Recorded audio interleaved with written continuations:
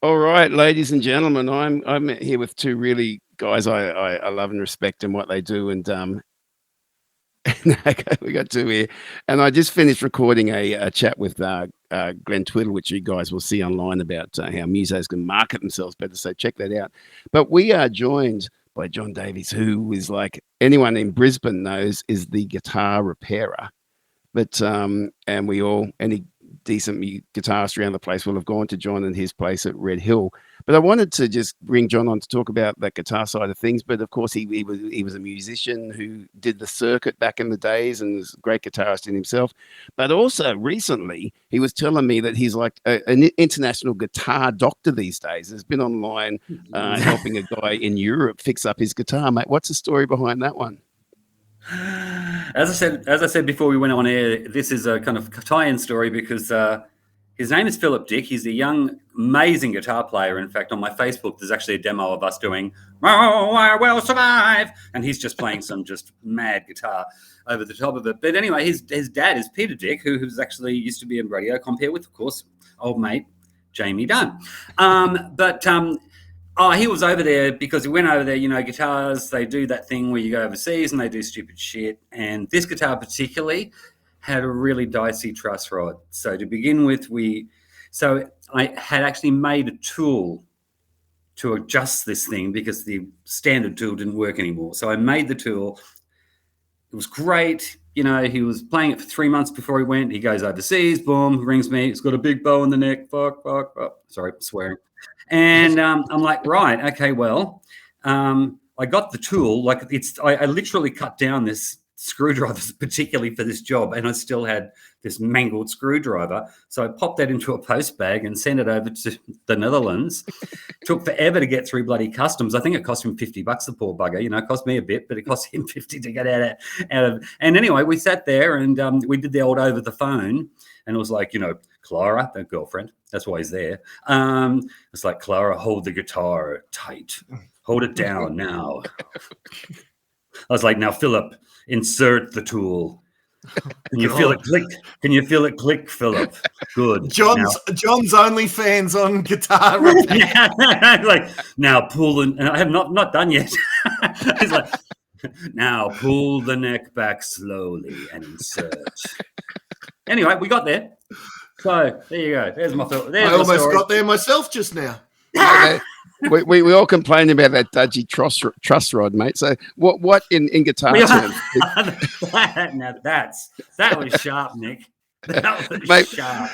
For people who don't know, he's being straight.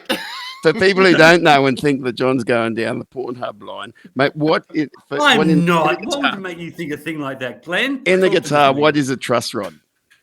A truss rod is the rod that goes through a neck. Shut up, Glenn. And I don't even want to look at you right now while I'm doing this. It goes through the neck, and as you tighten it, it actually counters the tension, the forward tension from the string is countered by the truss rod, nice and straight. And when it stops working properly, it can be a worry. So, mate, but worry. Phil's guitar. You worked on it before he went over there, and he got over there, and the neck was bent. Would that have been from the air pressure in the plane, or what would that likely to? Would he have not? Really, I mean, I've always been told to loosen the tension on the strings when you fly. Is that? Yeah, they always say that, but you know what? I really don't kind of know, and I mean that sounds silly, but after all these years.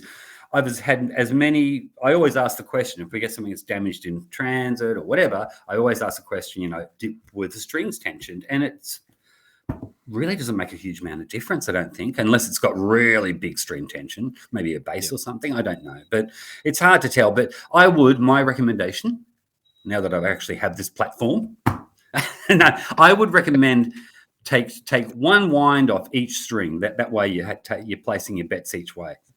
Okay, how's that?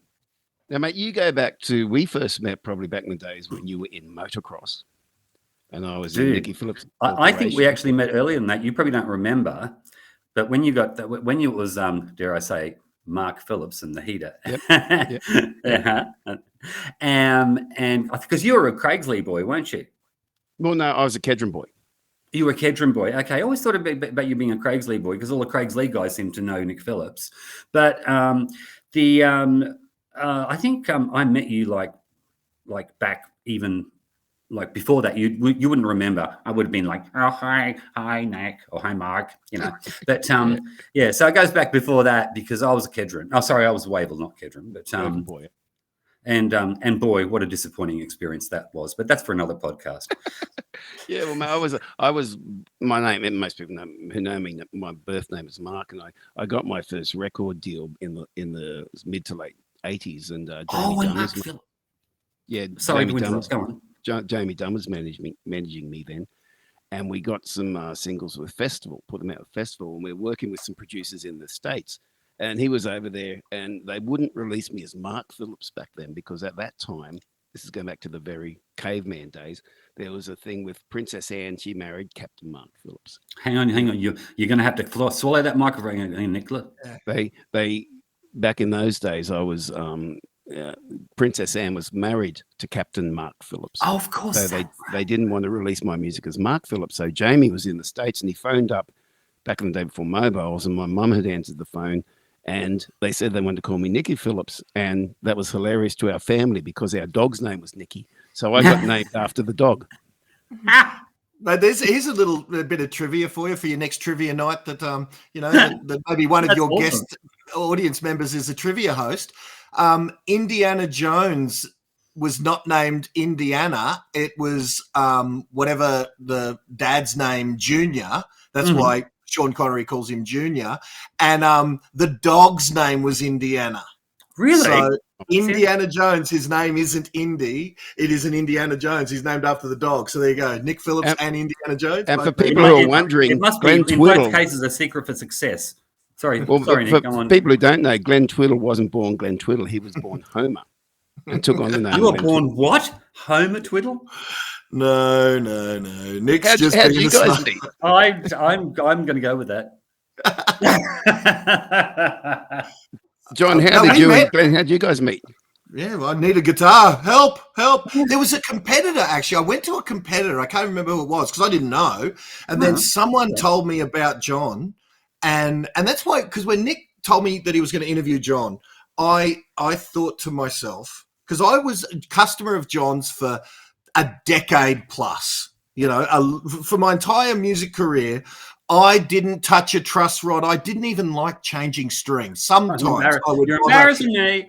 I would just take my shit to John and say whatever you say. And John was literally my doctor. To change your strings.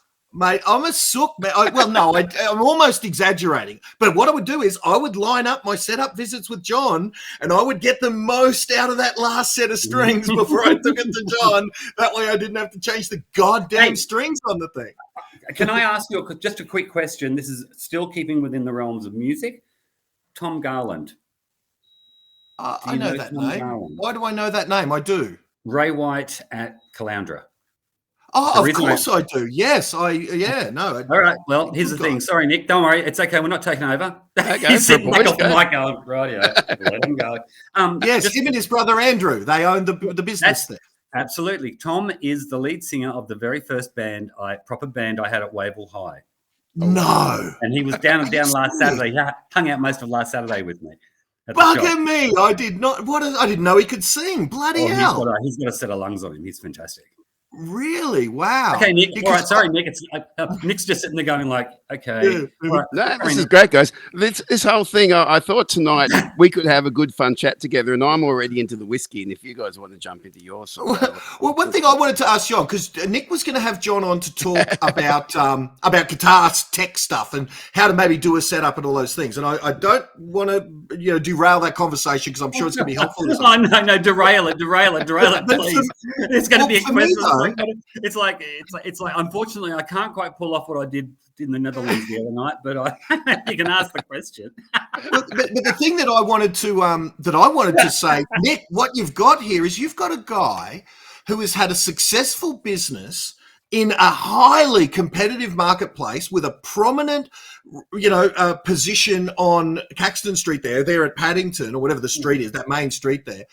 And, we were talking off air, John, and you sort of jokingly said it's just been a multiple decade session of trying to stay out of bankruptcy. But then I'm telling you, the fact that you did, man, there's a bunch of businesses that didn't. So I'd love for that sort of. But Glenn, you know what I honestly put it down to? The right people have always turned up in my life when I need them, and that's a God's honest truth. Everyone from my accountant Dan to the woman that the Leith, who was my, I've just gone through a divorce. So my divorce lawyer, just everything. My life just feels like it's blessed. God's honest truth. That's truth. Wow. Everything just falls in my way. I mean, in a good way. I don't mean in a bad way. It just happens.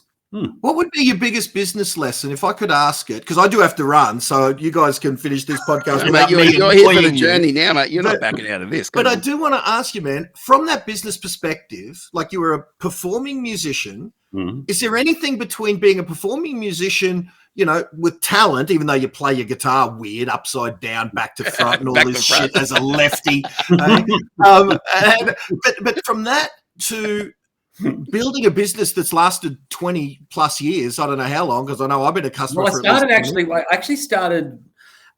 There's a bit of a story to that, and I'll make it quick. When I first started working at the Music Junction in 1990, that's when I met Nick. I think that's when we were kind of reconnected. Back then, you were there, yeah. And they had another repairer, and it's like it's years ago. Who cares? But they had another repairer, and he was, and the manager of the shop kind of had a relationship, and I was kind of told to, because I'd kind of started mucking around at another shop at Go Music when I was there.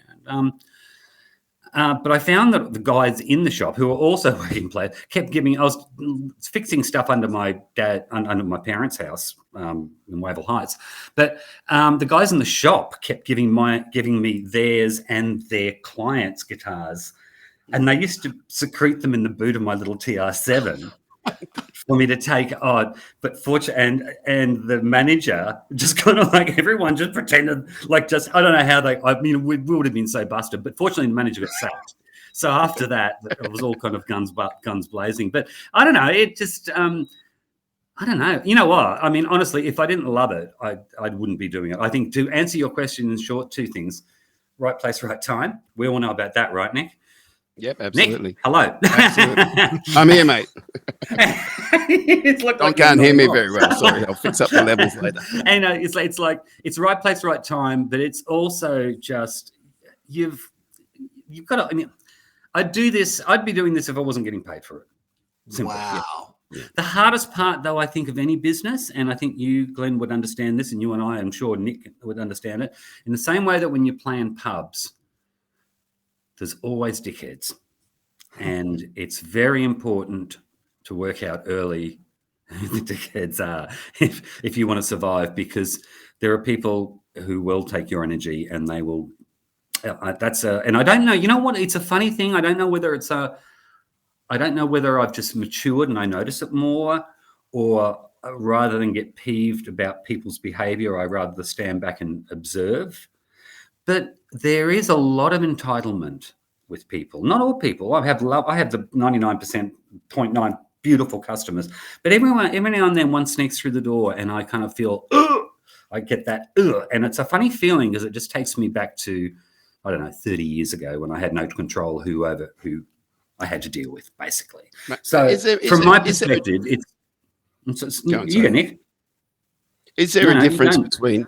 There seems to be two types of guitar owners to me. There's the ones who actually play for a living, and they, I've always only had two guitars or whatever because they always haven't you used them well? I get every last ounce out of them. And John loves looking at my guitar cases and thinking of them as antique pieces that should be put in. I fucking love it. I take a photo of your guitar every time it comes in. That Takamine, I take a photo every time it comes in, just so I can actually record. It's kind of, I don't know if you call it. It's what's the word? It's decomposition. I don't know.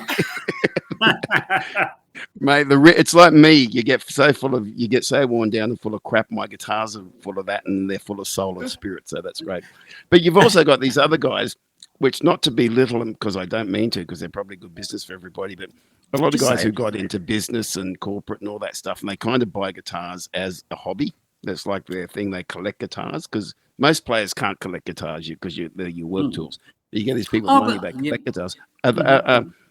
Which are the easiest to work with? The actual people working. You know what, Nick? I was going to say because I love guitar collectors. God love them. Yeah, cool. And I have people who just seem to just love just collecting my guitars, which is even better. But I think it's more about the person.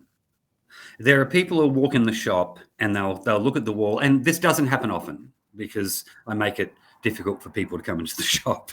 Basically, You've got to knock at the door and hope to get in. Not even that. I basically sometimes I just don't answer the phone all day, and then I'll go back through my calls. Yeah, I know, Glenn. Isn't this good? This is the opposite from when I started in the music industry. I would have people like Nick. I would ring back, and they go, this is the first time that someone from a music shop actually rang me back. It's like so. I think it is. Now, sorry. Now, you got me off track now. It's this wine. I'm sure of it. Good. Low blood pressure. That's what my mum used to always say when she got pissed. But you're still on the truss rods, mate. That's all right. No, screw the truss rods. You've moved on now. Now, you know what? It's not. I suppose what I'm saying is I still occasionally happens. I'll get someone walks in and they'll look at the wall, and you guys will love this because you imagine how this kind of interprets for me. They go, "Oh, so you do secondhand guitars, do you?" And it's just like... It's just the red mist. It's like what? It's like walking into a high end recycled boutique and going, "Yes, our secondhand dresses." So it's just and when I see that, I kind of just go, and that's not because they're bad people. They're just in the wrong shop. And you've only got 1965 Fenders. Yeah. Oh, I've got Heaps, mate. You should see what I have downstairs. That was an old sales trick, by the way, but I'll tell you about that one later. Well, I suppose and the lesson there that you would just say is, that any business would certainly be could avail themselves of is that once you sort of get some degree of reputation with your client base, you have the luxury of choosing your favorite 99% of your customers, and you can choose to tell 1% of them to piss off. Well, it's not even I don't want to tell anyone to piss off, but there are some people who are just basically you just don't answer the door on them. And by the way, back to that thing about, so what I'll do is I'll go all day, not answer the phone, and then I'll just text them all back and go, "Hi, sorry I missed your call. Can I call you back?" And you know what? 9 out of 10, you never hear again. And they're not the ones I want. I want the ones who actually came to us particularly, not the ones who were just running around. How much is a setup? By the way, you're going to ask me about setup before, so this is a good time to do it because it's a very common annoying phone call I get. Uh-oh. I'm sure that's how we met, John. No, but you wouldn't have been. You know what? You know what? I know that Glenn would have never done. Nick. Sorry. Go on, you go. No, you go. I was just going to say, I know one thing that Glenn would have never done, and it's always, and I'll be honest, it's always a kind of a red flag. Immediately, he never asked me ever, I know this, how much it was going to be. He just left it with me, and he trusted me to do it. That's the God's honest truth. I know that I know that about you, Twiddle. You never ever asked me. You just went do it, and and that's my kind of client. The ones I can screw properly, really down.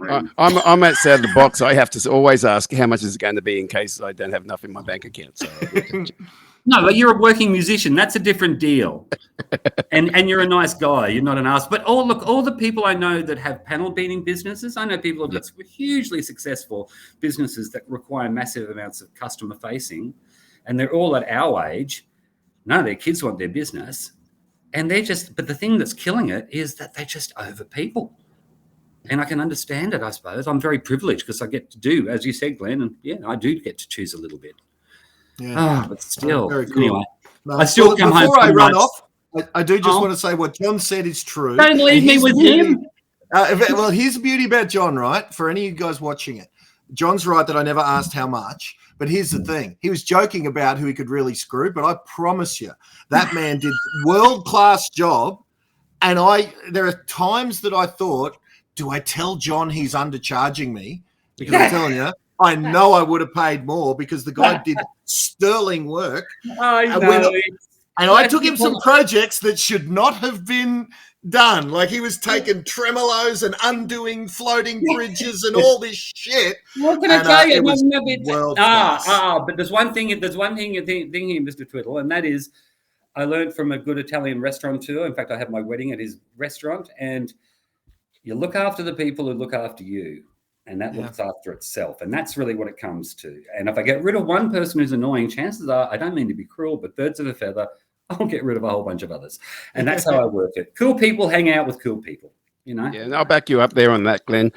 John has never charged me full price for what he always does. Be quiet. Well, of course not. You're working players. You're different. I know, but mate, that is something that we all do respect, buddy. And but you know what, Nick? You know what's really funny? You'll be surprised is that the majority of people, when you were talking about collectors before, the majority of people who aren't players, who are collectors, or just, every bods who are enthusiasts, they think that we make our money out of musicians.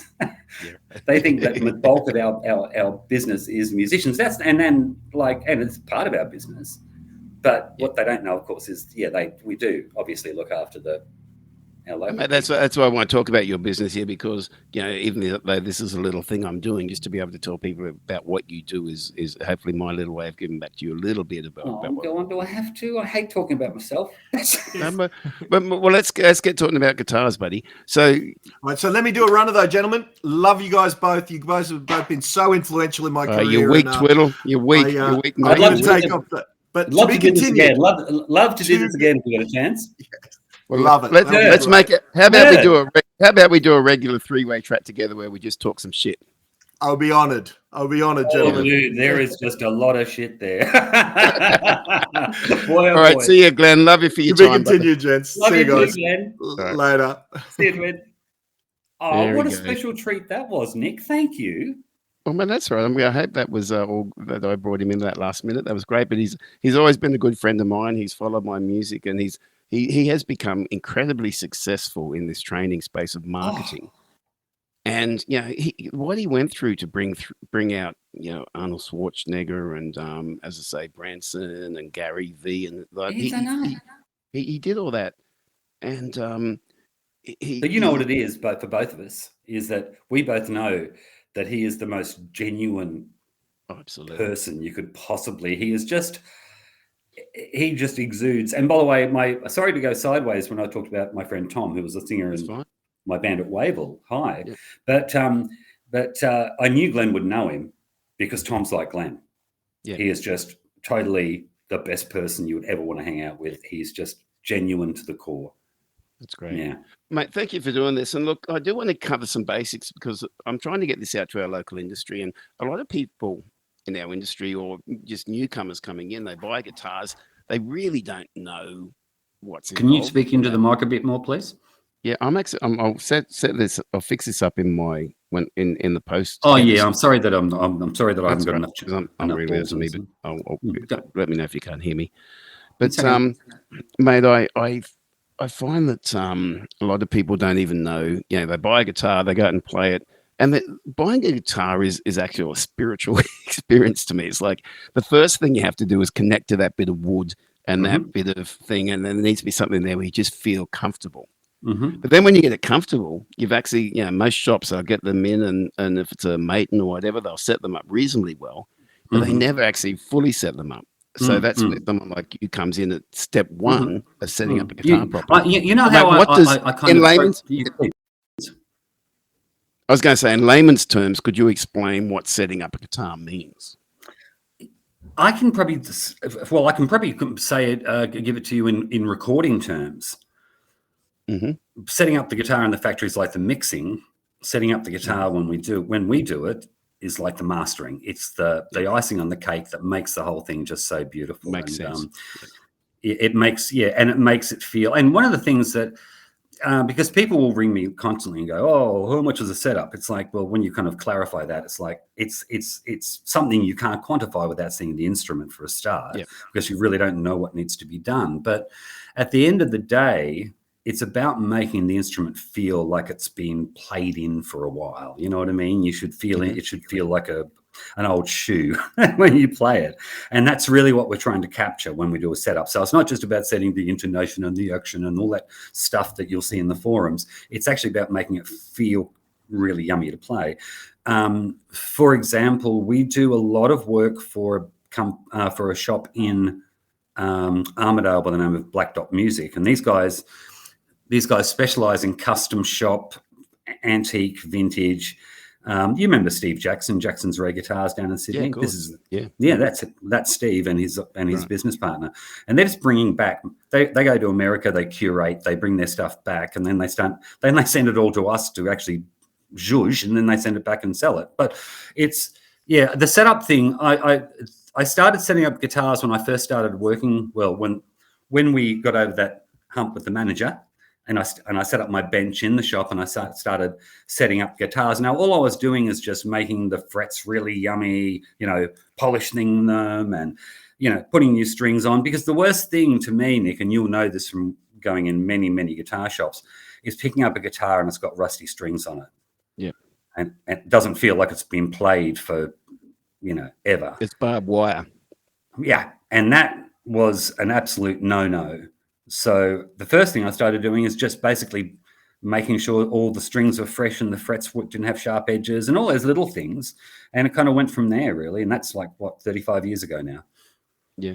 I guess from my perspective as a live player, I'm a very percussive acoustic player. I'm good at my finger picking, but when I'm strumming, I become like a one-man band when my guitar is not just a guitar, it's also the rhythm section, it's the drums and everything. Yeah, I get that.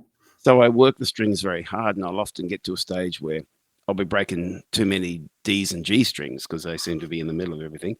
And I'll take my guitar to John thinking it's something rough on the bridge or something, but it actually ends up being something to do more with the way the neck's structured or something happened with the frets and everything else. You're able to look at it clinically and actually define the issue I have that I thought it was just like, must be just breaking down the bridge here. That's rough, but no, that's fine. Something else in the structure, which you, with your experience, are able to pick up and fix up, correct?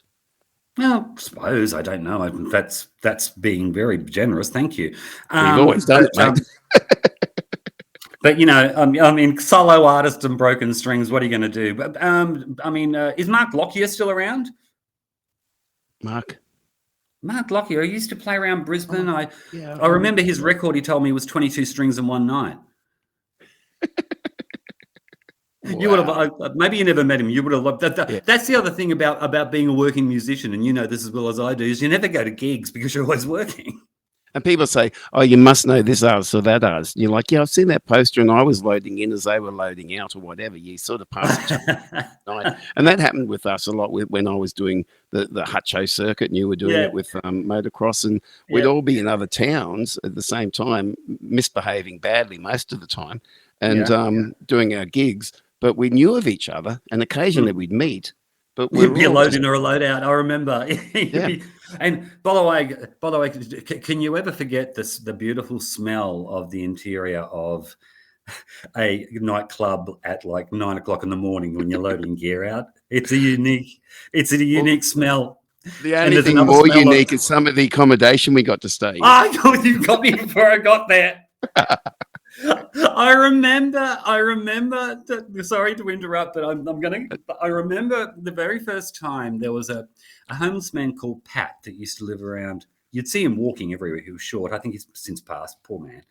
But he used to come into the shop back in the Music Junction days, and he saw himself as a bit of an Elvis impersonator. But that's another story. But I remember when this is going to be awful because I have a great passion for homeless people and their plight and everything. Anyway, and I got a whiff, and I got a whiff in the first time, and it just had this, and it hit me.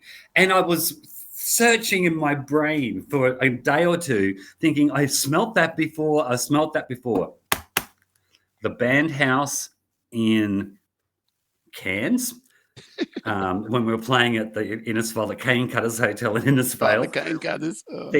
Particularly the Band House in Bundaberg. What was that nightclub? For Crystals? Crystal, it was out in the cane field. It was like this best brick thing in the middle of the cane field where you could go there and it was party every night because you're in the middle of nowhere. You got a bunch of young guys in the band, and all most of the guys in Bundaberg back then. Sorry, boys in Bundaberg, if you watch this, they'd always be drinking Bundy rum, getting in fights at the end of the night, getting locked up. And Bundaberg had like 2-to-1. There were two to one females to males in Bundaberg. And there were these lovely looking ladies who were just getting treated terribly by these guys on Bundy rum. And they'd just come back to the band house for a party, whatever else. And it was just this little world, this oasis of smelly band room, Besser brick thing that epitomized everything about being on the circuit. I think it's turned me into I think that experience. I remember getting lice a few times. I think I got lice at the Apollo nightclub in Mariba. And that's a salubrious gig, though. Apollo nightclub in Mariba. You made it there. But mate, there was back in those days, like you look at what I was doing with my band. I had the Corporation, they're a really good blues rock band, and you guys were awesome what you did. And you had like Dogs Next Door, and you had Mr. President, and all these bands around the place. And we would always be playing in the venues 5, 6, 7 nights a week, and every now and then Dragon or In Excess or something would come through, and we'd support them and be their support act. But But when you had to support someone, you had to take your production out, your PA down. There's a go so up. they could put theirs in. It's just crazy when you think about what a complete and utter train wreck waiting to happen. I mean, we blew tires on trucks that shouldn't have been on the road in the first place. They're overloaded with at least 2 tons worth of gear over the load. Yeah, I remember driving down to the Jet Club one night down the coast, and we passed our road crew in their truck on the side of the road. They had the hood up, they were doing something. They eventually got there and they'd fixed the whole engine up with gaff tape. They'd sorted out what the issue was. But mate, we and the road crews we work with were really good because we worked all the time. We did it so well, and we got to learn our craft. And that's one of the sad things about the industry these days. A lot of the young artists coming through, they just don't get to learn their craft like we did while we were. I agree, actually, yeah, and I think, yeah, I feel in a sense because not just, but even the young working players are having to play places like the casino with in-ears. Exactly, clean those ears out, Nick. With in-ears, with everything. Like, I mean, I on cue. Have you worked with in-ear monitors, Nick? All the time. I always have an in-ear these days. It saved my voice a lot, but I always have one ear in. I need to hear the whole. That's what I mean. It's that loss of ambient noise that just takes it away. But I mean, the casinos can turn you up or down. You're attenuated like it is. Yeah, it's just. I look back at the Hamo days and I think, my God, it's so spoiled. Maybe never going to get that again. Yeah, but it really did change for me in the late 90s when the Pokies came in. And before then, it was about people at the Hamo, me or Dave playing there, you playing with Dave. It was about us drawing people to the room. And you could get the room right. It would be, you had a stage, you had the lights on you. It was like no TV above your head or anything else. It was just like you could actually do your job in entertaining people and drawing people.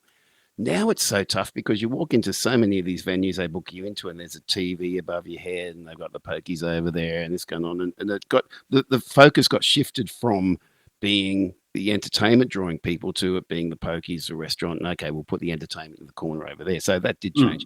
I know we have to change that from an artist's point of view by just being better. So that's another thing. But mate, getting back to guitars, because I know that's your expertise. When you walk into your shop. And look, John's shop, the guitar repairer, is at Red Hill. Look it up, go in there and say good day and have a look what he's got. But mate, you have some brilliant, as you said, there's no new guitars on the wall as far as I know. It's antiques, and it's like guitars you've done up, and there's just the older a guitar is, and literally you say you talk about my Takamine, there's a story behind Takamine, that how I got it in Los Angeles and what it's gone through, and it was special to me. Ties into a friend of mine who passed and everything else, but I won't go into that story now. But it did a lot of my gig working for many years, and it's soaked full of sweat. It's soaked full of, back in those days, smoke and everything else. But is it true that all that stuff kind of does enhance the timbre? That's good. No, that's actually a really good question. No, what enhances the timbre is being played. Okay.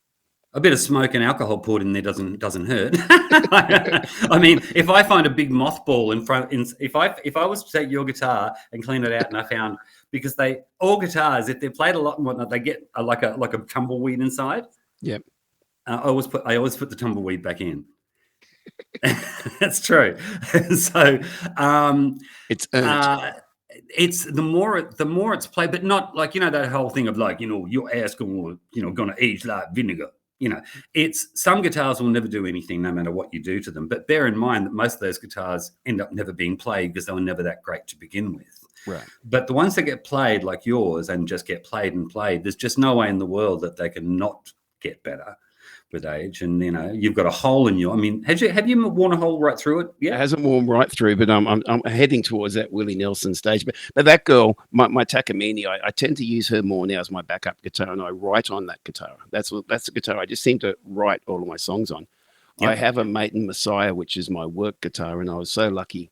I did a lot of stuff over in China for about 10 years, and at that time, Mark Mansour was the marketing guy for Maiden, and we got introduced, and they were getting their guitars into China, and I was doing TV shows like to 70 million people and all these things over there. So they sponsored me 2 guitars, an Australian jumbo Maiden, which I ended up passing on to my son Harry, and my Maiden Messiah. I'd always wanted a Maiden Messiah because I just always loved that guitar, and I could never afford to buy one, and they sponsored me that. They put a little red star even on the neck for me, so it's one of a kind. But that's my work dog. She's a really warm guitar that just so easy to EQ. My Takamine can be very toppy at that's a very Takamine thing. Yeah, I need to EQ it more. Everyone loved that glass back in the 90s, didn't they? Yeah. Yeah. But now there's a bit of when you're doing a one-man thing, that warmth that maybe it's just getting older, but I tend to do like that warmth more than the cut through. Oh no, I agree totally. I'll walk past Riverside and I'll hear someone in the bar playing, and I'm going, oh, I'll either go, oh, that's a good tone, or I'll go, oh, well, that's a bit. yeah. So my Maiden's my main girl. But there's certainly So I've only ever had 2 or 3 guitars at the most in my collection, because they were like, if you're a tradie, they have to be your tools that you're working with. And and another thing, by the way, I might say that you have always had, and I really, as a repairer, I always appreciated, you have a backup guitar. Yeah. You'd be amazed how many working players don't know they need a backup guitar until they need a backup guitar. And it's a really good thing to have. Like you said, you wouldn't have one hammer if you're a tradie. So no, exactly. Well, you break strings. That's what happens. And if you got the room going and the everything's vibing, you don't want to kill it by not having to take 5-10 minutes to change a string. But mate, I was going to say, but what about, if I can just take you back to the 80s? What about 9-volt batteries? I think I spent more on 9-volt batteries and strings. Absolutely. Yeah, it's like the other night, actually, I ran out. I left my 9-volt battery case at the gig before, and I had to kind of scrounge around to find one with the venue manager. But the guitars are working much better. What was it, a 9-volt? Oh yeah, right. Okay, yeah. Yeah. So, mate, the evolution of the electronics, and obviously you work on electric guitars, acoustic guitars, everything, and Glenn was mucking around, but I've never seen anyone. You're a left-handed person, and you get so many right-handed guitars come in, and you play a right-handed guitar brilliantly as a left-hander. The skill you have in doing that just has always blown me away. But it's just always, but it's all. But I think it's partly. Excuse me. I think it's partly my dyslexia working for me rather than against me, and I also think as a lefty, you go to a party, everyone's drunk, and you've got the guitar, and you want to try to desperately get laid, and which, by the way, it didn't work. You're going to grab whatever guitar they got, and you're going to pump out Neil Young and Dylan and do whatever you need to do in your mating dance to try to get what you need. But for someone who's never done that, it is really kind of cool to watch you do that, play upside down, how you do that. But I figure if I can't play it, I can't appreciate whether it's working properly. Yeah, right. But mate, as an acoustic player, I've I played some. I used to play electric, but I played so much acoustic over the years that the grooves in my fingers are so thick from the heavier strings that when I get on electric guitar, I just bend them out of shape it so much that the Yeah, I know. tuning. It's really hard, isn't it? I agree. Yep. So my questions will primarily be about acoustic, if that's all right. But mate, if you can That's throw right. in stuff about electric as well. For someone going out there and wanting to buy a guitar, Hmm. for someone, you actually, as people who maybe don't fully understand what you do as a guitar repairer, you Hmm. pretty much pull the guitars totally apart, pull them back together, find out you fine tune Within you reason, find yeah. Okay. you fine tune guitars Hmm. like they fine tune Formula One race cars, right? Yeah, sure. I'll go with that. But when they're going out to buy a guitar, Hmm. what as someone with that experience, what do you recommend people look for? What should they be looking for in their guitar? Two things. One, find a reputable guitar shop. Hmm. Find a shop where they have a good reputation, people who you can trust. Obviously, that's the given on anything that you buy. Actually, it's before I venture into that, I might add that that people out there may not realize that the music instrument retail industry right now is absolutely in an absolute shambles. Yeah. And when I say a shambles, I mean that the profit margins that these shops work with, as compared to what I did when back in the 90s and early 2000 through the 2000s, are so tight. And companies like Fender are corporatizing. They're making their dealership. Well, I mean, Craig up the road, Guitar Brothers. We've both known Craig for years. Yep. Craig's had to give up Fender.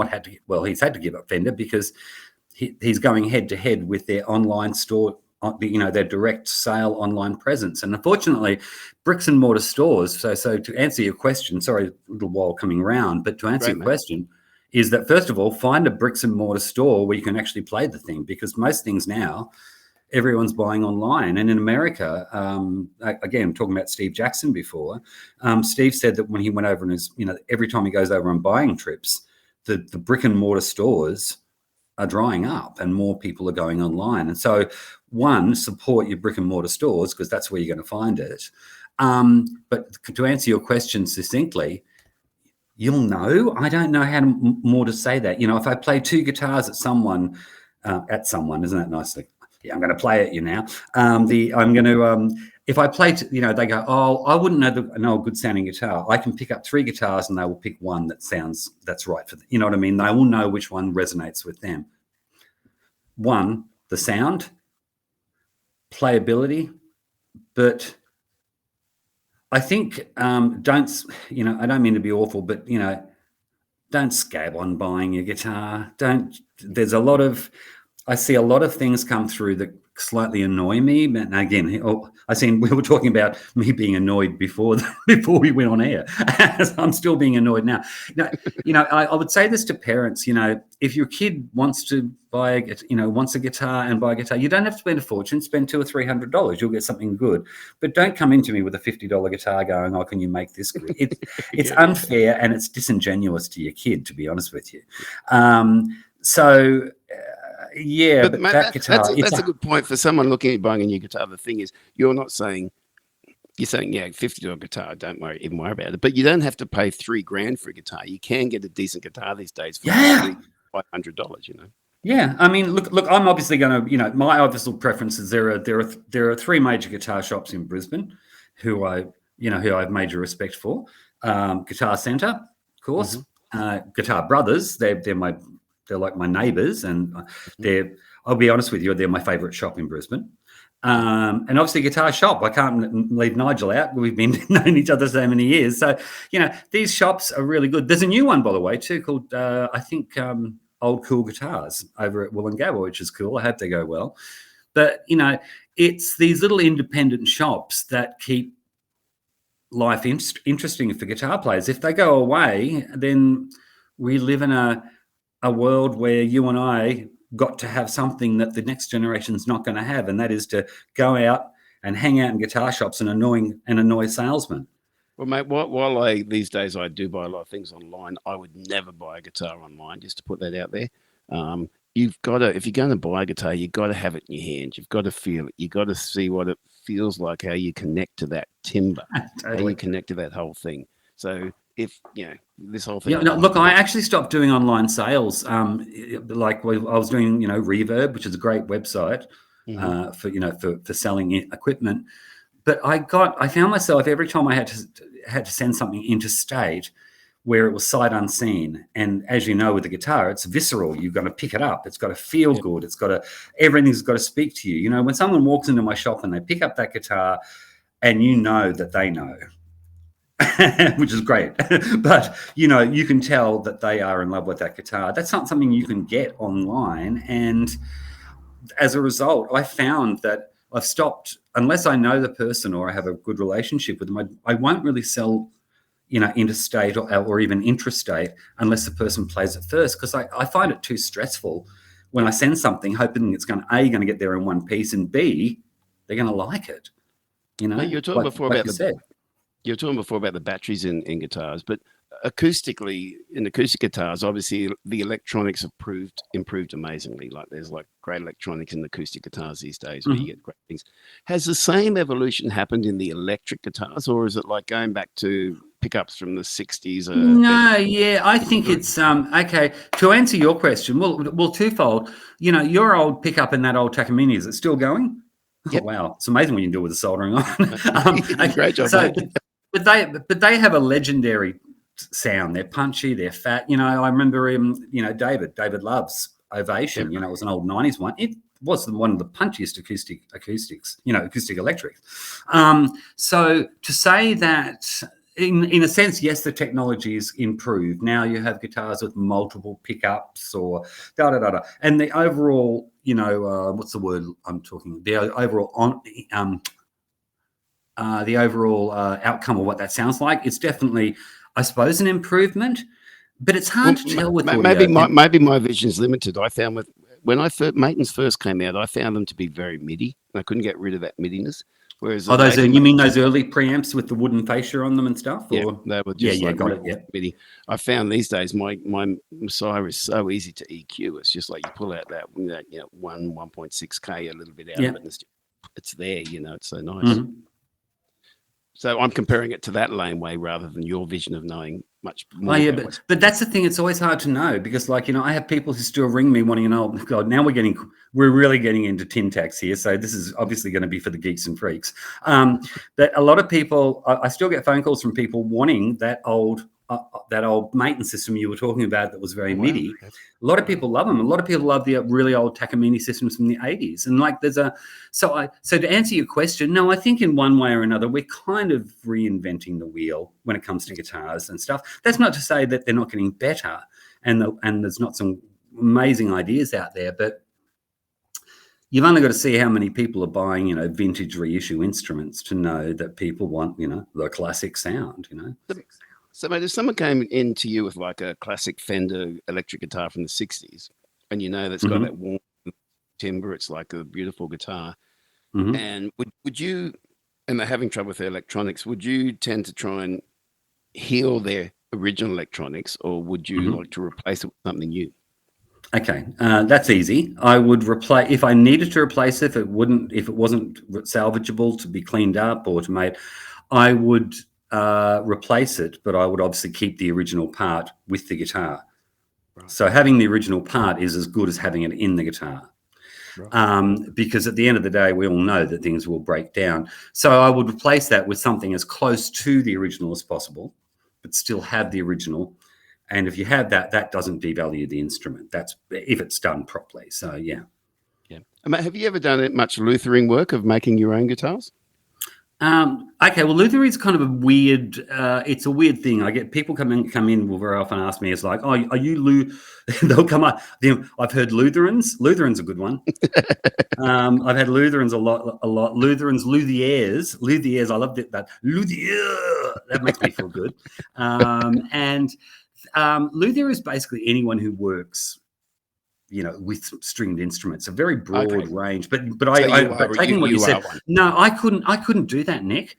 I mean, I think I've shown you Andre, my offsiders guitars. Absolutely, Andre East guys. He's just making amazing. Fucking mad. So, I compare myself like this. My little custom electric guitars compared to what he does. I'm a 3-year-old sitting in a mud pit eating my own poo. But did he learn from you? Was he your understudy? Okay. He learned no. I'm sorry, I didn't mean to go no. But it's almost vehement that I see the reason that there's a vehemency to it is like there's nothing I could teach him. I mean, I could teach him. He learned a bit from Luke.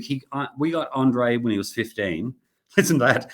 Sounds like he's a pet. We got him when he was 15, and look at him now. He's 30. And you'll let the chains off soon. he was still at high school, but I had I actually had a cabinet maker working, Luke Carlquist, who's another great guitar maker.